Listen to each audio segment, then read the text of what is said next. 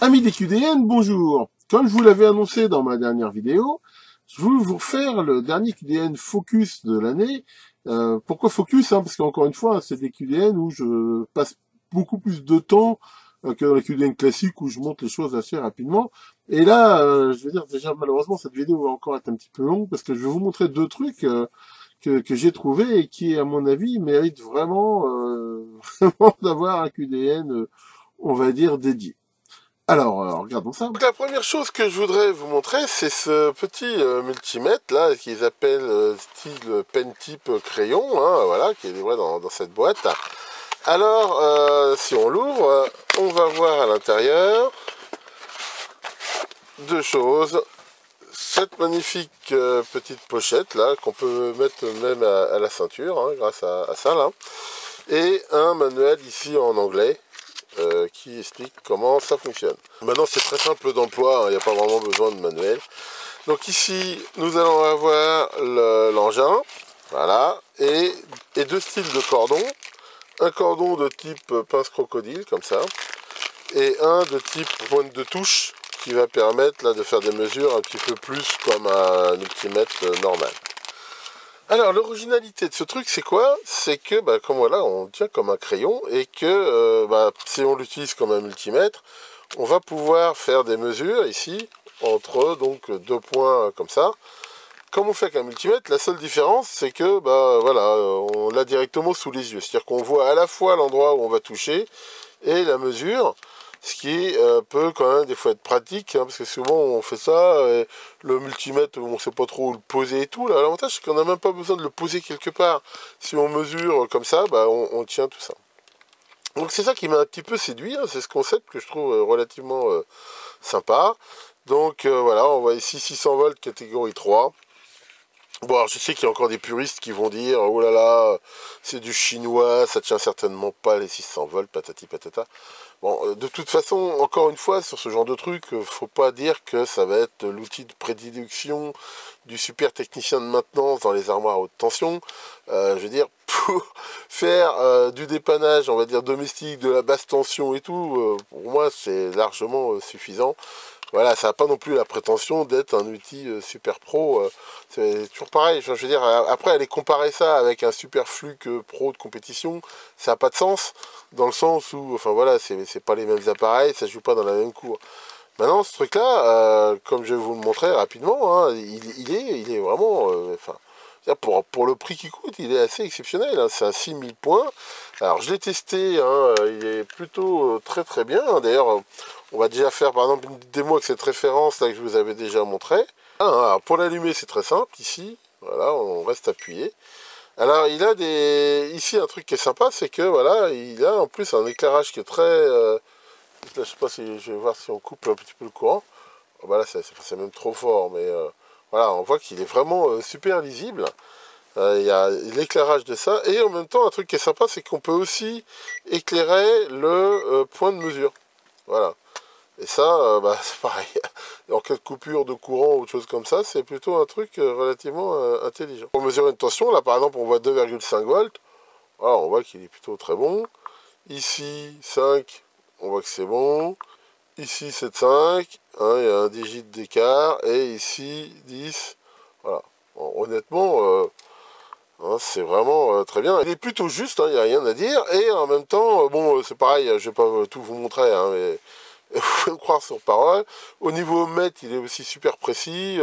Bon, après, je l'ai testé aussi au niveau, on va dire, RMS. Bon, c'est là-dessus qu'ils pêchent un petit peu. Ils disent qu'ils sont RMS. Je dirais oui. Faut surtout pas monter trop haut en fréquence, quoi. Enfin bon, c'est pareil, d'un autre côté, ça me fait toujours un peu rigoler, ces histoires de RMS. D'un autre côté, quand on est un amateur, qu'on fait du dépannage, généralement, dans 99% des cas, souvent en alternatif, on va mesurer du sinus. Donc, je veux dire, cette notion de RMS n'est pas tellement importante. Et si on mesure des fois d'autres choses, honnêtement, c'est quelque chose dans la vraie vie. J'aimerais que ceux qui ont vraiment besoin d'avoir une vraie mesure RMS et pour qui ça a du sens me disent pourquoi.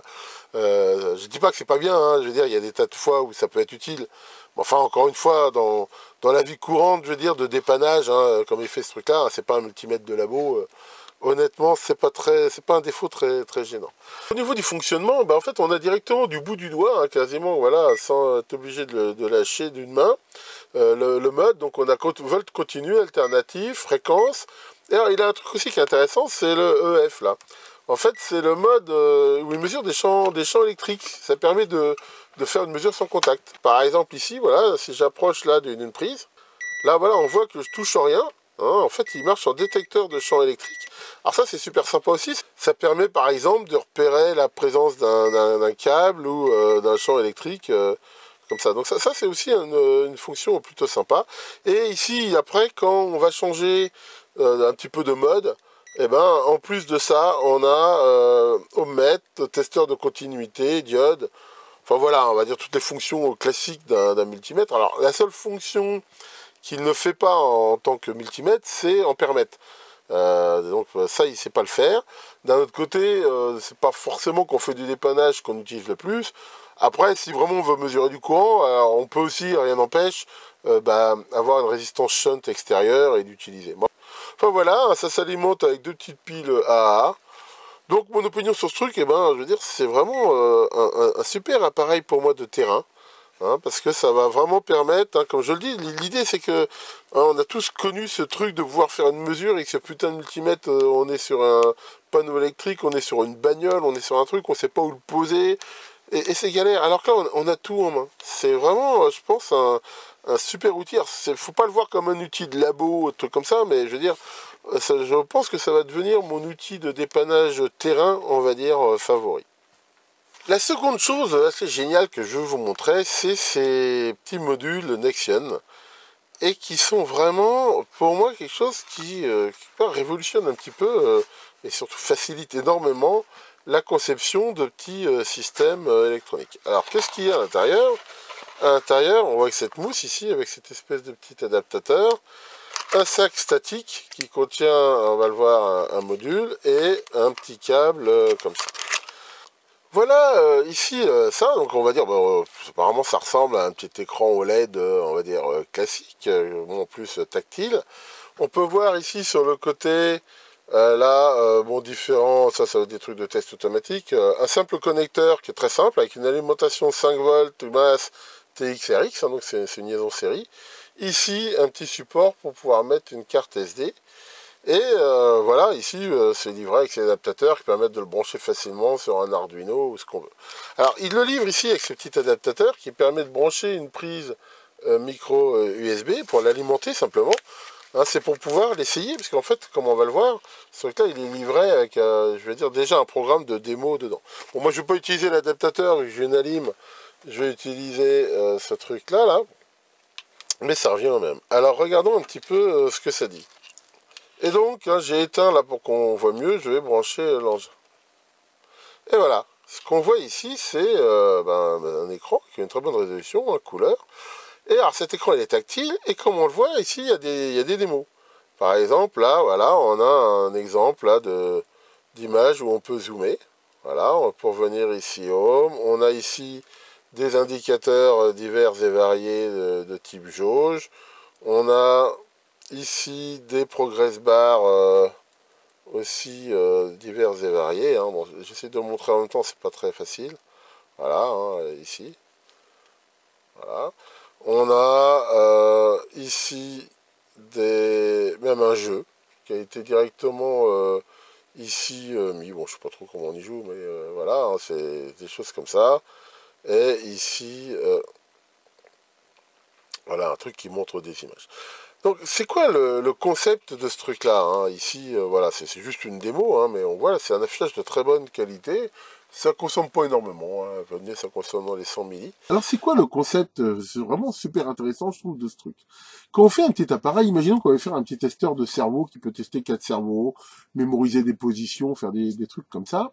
On va avoir deux parties généralement. La partie qu'on appelle moteur, quelque part, qui va être de générer les impulsions voulues à la bonne taille, au bon timing et tout ça.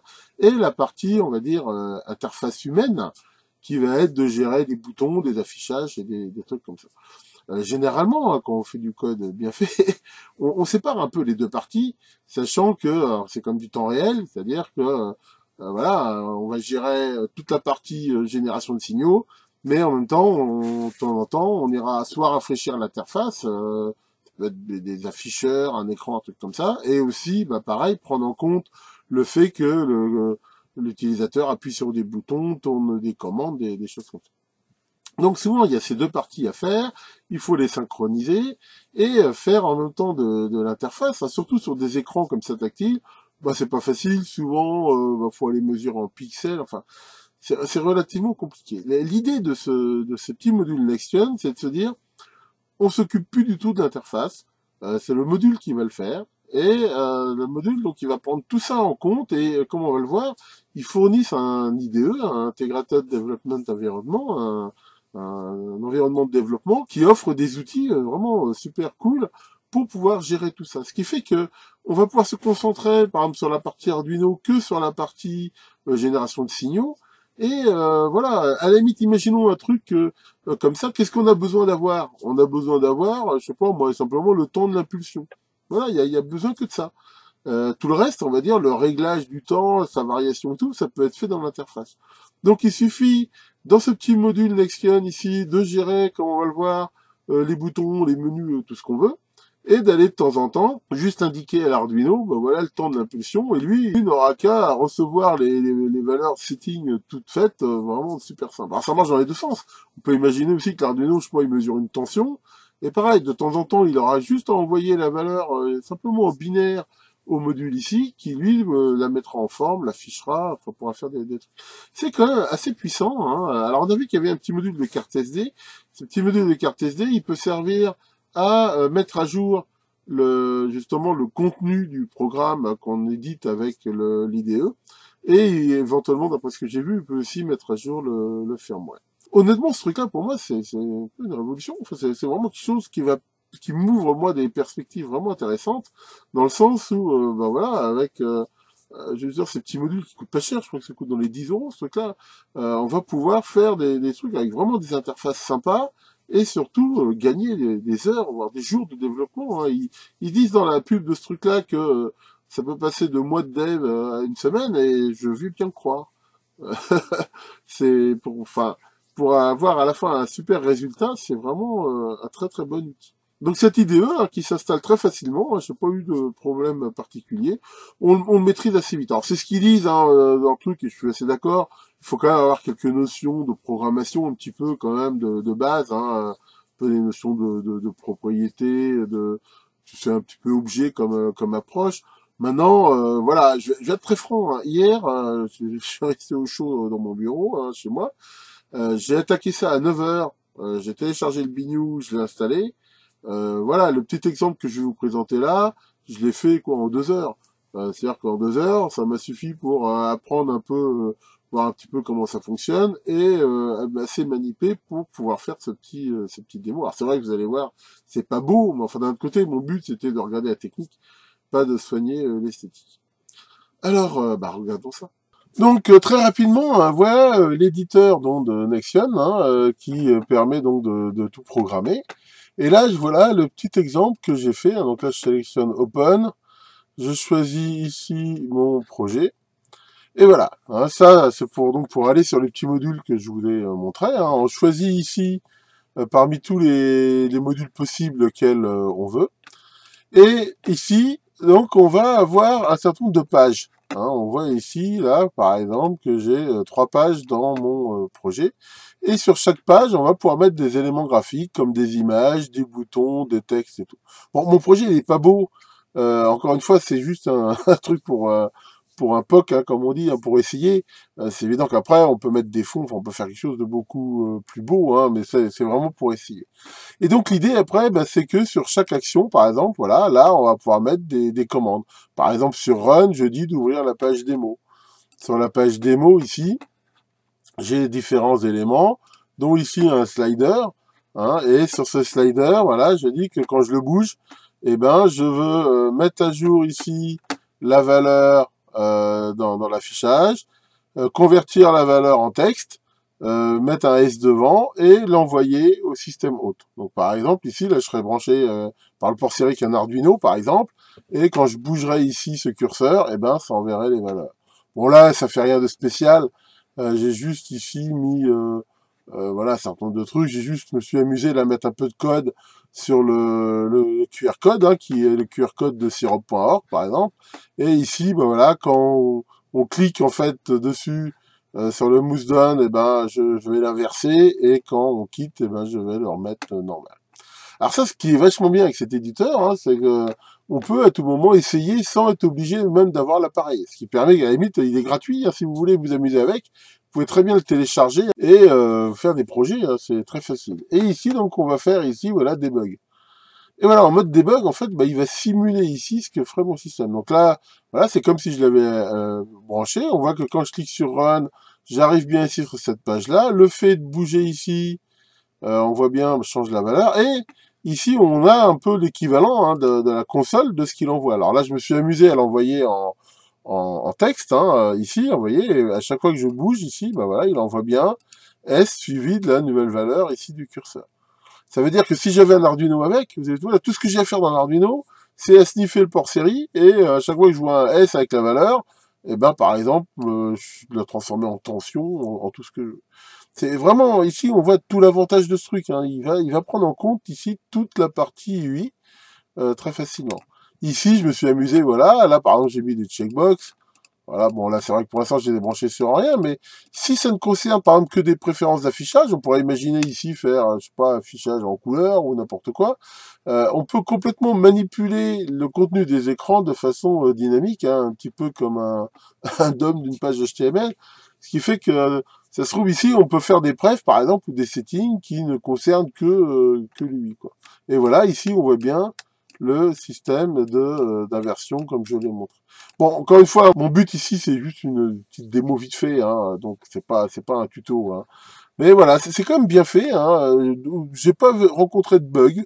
Bon, il y a quelques trucs, c'est vrai, au niveau de l'interface, c'est un petit peu, ouais, mais enfin, globalement, c'est quand même plutôt bien foutu, quoi. Alors, pour avoir un exemple, là, par exemple, j'ai téléchargé sur la net un autre exemple, c'est un clavier. Hein, voilà. Ici, alors lui, il s'adresse à un autre modèle ici qu'on peut brancher aussi en mode ici paysage. Et là, pareil, hein, si on lance là en mode debug, eh ben on a un clavier ici tactile, voilà, très facilement, avec un shift, voilà.